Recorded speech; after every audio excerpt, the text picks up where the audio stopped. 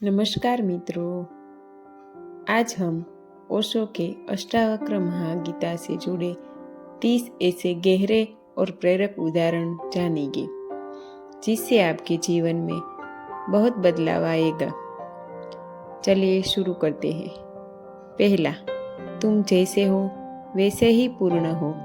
बस यह समझ आ जाए तो सारी यात्रा समाप्त हो जाएगी।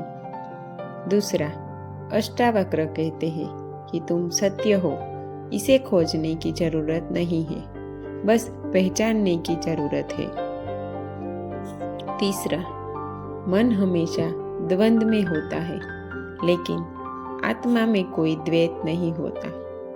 चौथा, स्वयं से परे कुछ नहीं है, सारी खेल और खोज भीतर की है।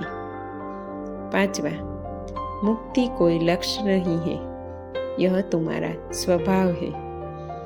छठा, जब तक मन से चिपके हो तब तक बंधन है। सातवां, साक्षी बन जाओ, तब जीवन एक लीला हो जाती है। आठवां, ध्यान का अर्थ है अपने भीतर लौट आना। नौवां, सत्य न कहीं बाहर है न भीतर, वह बस है।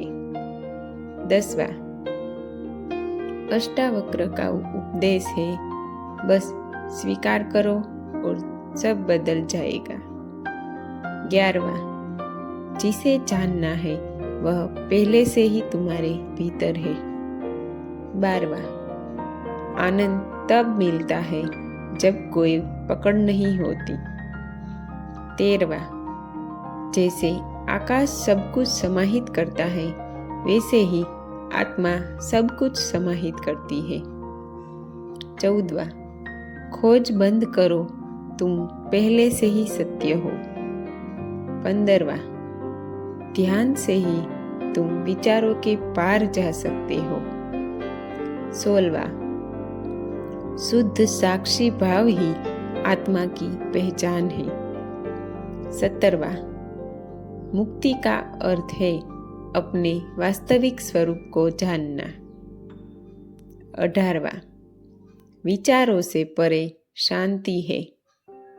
19वां, जागृत अवस्था ही परम धर्म है। 20वां, भविष्य और अतीत की कल्पना ही बंधन है। 21वां, स्वीकृति ही ध्यान है।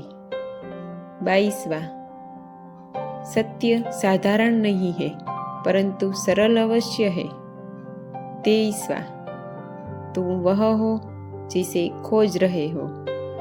24वां, निर्विचार स्थिति ही परम आनंद है। 25वां, जब मन शांत होता है तब सत्य प्रकट होता है। 26वां, मनुष्य का बंधन उसकी धारणाएं हैं।